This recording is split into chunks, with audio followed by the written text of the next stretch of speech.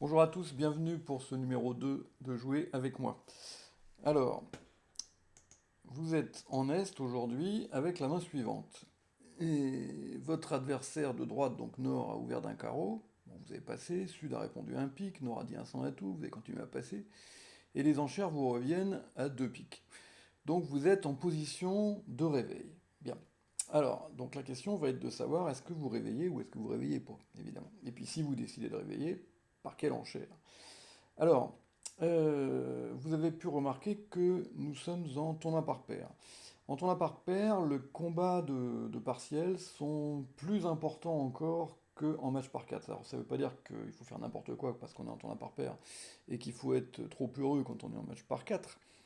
Mais il est clair qu'on va avoir un petit peu tendance à être un petit peu plus actif quand on est en tournoi par paire. Alors, je vais vous poser une première question, donc n'hésitez pas à utiliser la touche pause pour pouvoir avoir le temps de réfléchir avant d'obtenir ma réponse, hein. Bon, donc vous pourrez faire ça dans tout le déroulé de la vidéo. Donc, quelle est la vulnérabilité la plus favorable à un réveil et quelle est la position de vulnérabilité la plus défavorable à un réveil? Alors, donc si vous avez bien réfléchi, vous avez peut-être trouvé la réponse. Donc la position la plus favorable, c'est vert contre vert. C'est pas vert contre rouge. Vert contre rouge, c'est la position idéale pour faire des barrages et des sacrifices à haut palier. C'est-à-dire quand on est au palier de 4, au palier de 5, et où donc on va défendre contre des manches adverses. Auquel cas, le fait que l'adversaire soit vulnérable lui donne des manches à 600 et quelques, et donc du coup ça rend les sacrifices à 300 par exemple, de chute contrée non vulnérable, intéressants. Bon. Mais ça, c'est quand on parle de manches. Là, on est au niveau des partiels. Au niveau des partiels, quand l'adversaire gagne deux piques, il marque 110, qu'il soit rouge ou qu'il soit vert. Ça ne change pas. Vous voyez, il n'y a pas cet écart entre 420 et 620, comme il peut y avoir pour le contrat de 4 piques. Donc, pourquoi est-ce que c'est vert contre vert la situation la plus favorable pour être hyperactif? C'est parce que si vous chutez, ça vous coûte pas cher, et si vos adversaires chutaient, ça vous rapportait pas beaucoup. Donc, parce que le problème du réveil, c'est que parfois on les sort d'un contrat qui chutait.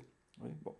Et rouge-rouge, c'est la pire, parce que si vous chutez, ça vous coûte cher, et si vos adversaires chutaient, ça vous rapportait beaucoup. Voilà. Et qu'en temps à part paire, vous savez que parfois entre 90 et 100, il peut y avoir un gros écart de notes, hein. Bon, voilà. Ou entre 110 et 100, etc. Bon. Donc du coup, on va avoir tendance à être plutôt actif quand on est vert contre vert, et très prudent quand on est rouge contre rouge. Alors évidemment, c'est pas le seul argument de décision pour savoir si on va réveiller ou pas. Ah, bon, mis à part le fait qu'on est en tournoi par paire ou en match par 4. Il y a encore un autre élément qui est de toute façon l'élément principal de décision pour savoir si on réveille ou si on réveille pas. Est-ce que vous connaissez cet élément?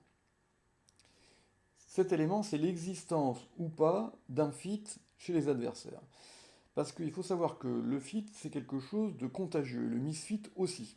C'est-à-dire que lorsqu'un camp est misfité, donc il n'a pas de couleur commune de 8 cartes, en général, l'autre non plus. Et lorsqu'un camp est fité, donc possède au moins 8 cartes dans une couleur, en général, l'autre camp possède lui aussi un fit d'une couleur de 8 cartes. C'est pas vrai à 100%, mais c'est quand même vrai très souvent.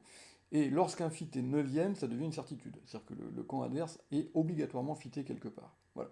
Donc l'argument définitif, enfin, le plus important de tous pour réveiller ou ne pas réveiller, c'est l'existence d'un fit chez les adversaires.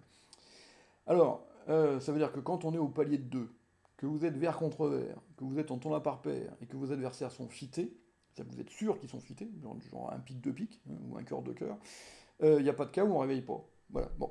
Et puis, à l'extrême inverse, quand vous êtes en match par 4 rouge contre rouge et que vos adversaires apparemment ne sont pas fités, donc des séquences du genre un trèfle, un cœur, un pique, un sans atout passe, ça c'est clair qu'ils sont fités nulle part, à ce moment-là, on ne réveille jamais, ou quasiment jamais. Voilà, donc ça c'est l'argument principal. Alors, sur la donne qui nous occupe, c'est pas si simple parce qu'on est un petit peu tiraillé entre plusieurs informations ou plusieurs éléments de décision qui sont contradictoires.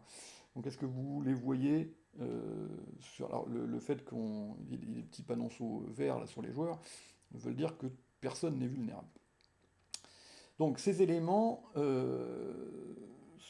contradictoires sont donc dans la catégorie j'ai envie de réveiller, vous avez le fait que on est en temps impar pair et qu'on est vert contre vert. Ça, c'est deux éléments qui vont évidemment être très incitatifs pour le réveil. Bien. L'argument inverse, c'est qu'on est dans une séquence où on n'est absolument pas certain que les adversaires sont fités. C'est possible qu'ils soient fités. Ils peuvent être en 5-3 ou en 6-2. Hein. Parfois, ils sont même en 6-3. Bon, ça peut éventuellement arriver. Mais ils peuvent aussi être en 5-2.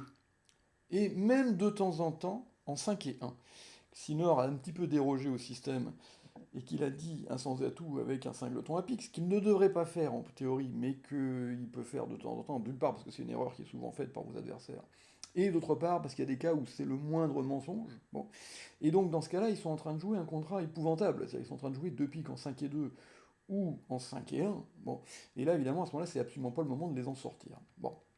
Alors, vous avez aussi un autre argument pour ne pas réveiller, c'est l'emplacement de vos honneurs. Alors, c'est vrai que vous avez des cœurs et des trèfles, donc les deux couleurs qui n'ont pas été nommées, donc ça serait positif pour dire contre, parce que le contre, c'est évidemment un compte d'appel pour les deux couleurs qui restent, mais l'emplacement de vos honneurs est pas du tout offensif, c'est-à-dire que sur les 8 points que vous en avez 6 qui sont dans les couleurs adverses et 2 qui sont dans les couleurs que vous pouvez imaginer être les vôtres. Bon, donc ça évidemment c'est un argument qui est très négatif parce que ça rend votre main peu efficace pour jouer en face du mort et a priori plus efficace pour jouer en flanc. Hein, ça c'est quelque chose donc, que j'explique en long, en large et en travers sur la vidéo concernant l'évaluation des mains, c'est que tous les honneurs n'ont pas la même valeur, et surtout ils n'ont pas la même valeur en attaque et en défense. Voilà. Donc plus vos honneurs sont dans vos longues, plus ils sont efficaces quand vous jouez avec le mort, moins ils sont efficaces quand vous jouez en flanc, et quand vos honneurs sont dans les courtes, c'est l'inverse. Ils sont plus efficaces en flanc que en face du mort. Donc vous voyez que là, on a pas mal d'informations contradictoires.